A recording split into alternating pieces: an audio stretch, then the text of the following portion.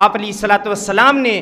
والد کا مرتبہ بیان کرتے ہوئے ایک جب شخص حاضر ہوا، اس نے کہا اننی مالم و ولدا و ان ولدی یحتاج بی، کہ یا رسول اللہ صلی اللہ علیہ وسلم میرے پاس مال بھی ہے، اولاد بھی ہے،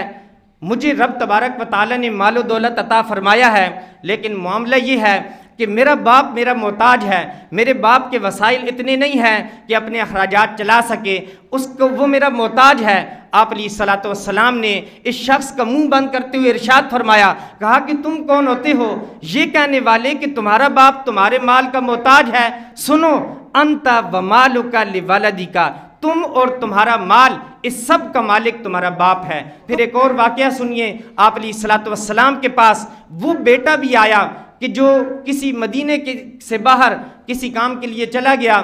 اور اپنے والد کو کچھ پیسے دے کر چلا گیا، واپس آتا ہے، والد صاحب نے وہ رقم خرچ کر دی، بیٹے کو پتہ چلا، آپ علیہ الصلوۃ والسلام کی خدمت میں حاضر ہو کر شکایت کی، یا رسول اللہ صلی اللہ علیہ وسلم مال میرا تھا، باپ کو دے کر گیا، لیکن انہوں نے اپنے معاملات کے اندر اس مال کو خرچ کر دیا، تو اب ان کے لیے کیا حکم ہے؟ آپ علیہ الصلوۃ والسلام نے ارشاد فرمایا کہ جاؤ اپنے والد کو بلاؤ۔ جب وہ والد محترم کو بلانے گیا، واپسی پر اب والد کے ذہن میں یہ بات آ گئی کہ اس نے میری شکایت لگائی ہوگی، طرح طرح کے خیالات آئے، طرح طرح کے اشعار کی صورت میں، عرب معاشرہ شعر و شاعری کے اندر بڑا ماہر تھا، اشعار کی صورت میں ان کے ذہن کے اندر کچھ خیالات آئے، سوچا کہ میں یہ بھی کہوں گا، میں اپنے بیٹے کے بارے میں کیا کرتا رہا، پوری زندگی میں نے کس طرح گزاری، یہ سب باتیں میں جا کر آپ علیہ الصلوۃ والسلام سے کروں گا۔ وہ دل ہی دل میں سوچ رہے تھے، ادھر نبی کریم صلی اللہ علیہ وسلم کے پاس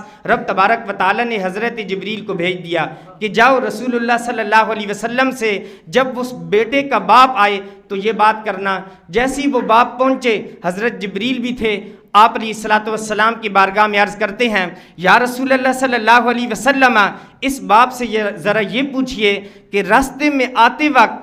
دل کے اندر جو خیالات آئے وہ بتا دے۔ تو بڑا وہ حیران ہوا، کہا اشہد انک لرسول اللہ، یا رسول اللہ صلی اللہ علیہ وسلم میں اس بات کی گواہی دیتا ہوں کہ آپ اللہ کے سچے رسول ہیں۔ آپ علیہ الصلوۃ والسلام نے پوچھ لیا، بتاؤ۔ پھر اس نے وہ جو اشعار کہے اس کا مفہوم سنیے، کہا کہ یا رسول اللہ صلی اللہ علیہ وسلم میرے دل میں یہ بات بھی آئی، جس دن سے یہ پیدا ہوا اس دن نے اپنے لیے جینا چھوڑ دیا، اس دن سے اپنے لیے کمانا چھوڑ دیا، اس دن سے اپنے دل کو قبرستان بنا لیا، اپنی خواہشات کو اس قبرستان کے اندر دفن کر دیا اس کی خواہشات کو پورا کرنے کے لیے۔ یا رسول اللہ میرے دل میں جب یہ بات آئی کہ اس نے میری شکایت لگائی، میرے دل میں یہ خیال بھی آیا کہ میں نے اس کی انگلی پکڑ کر اسے چلنا سکھایا، کھانا نہیں آتا تھا کھانا کھلانا سکھایا، اسے پینا نہیں آتا تھا پلایا، سب کچھ کیا، لیکن آج یہ آپ کے پاس آ کر شکایت کرے گا۔ میرے دل میں یہ خیال بھی آیا کہ جب یہ چھوٹا تھا کہ میرے دل میں یہ خیال آتا تھا کہ اب جب میں اس کی انگلی پکڑ کے چلا رہا ہوں، جب کل کو یہ بڑا ہو جائے گا، میری کمائی اس کی ہڈیوں کے اندر چلی جائے گی، یہ ایک تنا آور درخت کی صورت اختیار کر جائے گا، میں مرجھا جاؤں گا، میری کمر جھک جائے گی، اس کی کمر سیدھی ہو جائے گی۔ اس وقت جس طرح آج میں اس کی انگلی پکڑ کے اس کو چلا رہا ہوں، بالکل اسی طرح یہ میری انگلی پکڑ کے چلائے گا۔ آج اس کا بول و براز میں صاف کرتا ہوں، اس کی ماں صاف کرتی ہے، کل اسی طرح یہ ہماری خدمت کرے گا۔ آج اس کو لقمہ حلال اس کے منہ میں داخل کر رہا ہوں، کل اسی طرح لقمہ حلال کھلائے گا۔ یہ بھی خیال میرے دل میں آئے، لیکن جیسی اس نے شکایت لگائی تو پھر میں نے سمجھا کہ یہ تو میرے خواب ہیں، یہ صرف خواب ہے، یہ بیٹا نہیں ہے، ہم اس کے ماں اور باپ نہیں ہیں، یہ تو ایک خواب کی صورت ہے۔ یا رسول اللہ صلی اللہ علیہ وسلم اگر باپ نہیں سمجھتا پڑوسی سمجھ لیتا، پڑوسی کی بھی حقوق ہوتے ہیں، بچے پڑوسیوں کا بھی خیال رکھتے ہیں، کم از کم پڑوسی سمجھ لیتا۔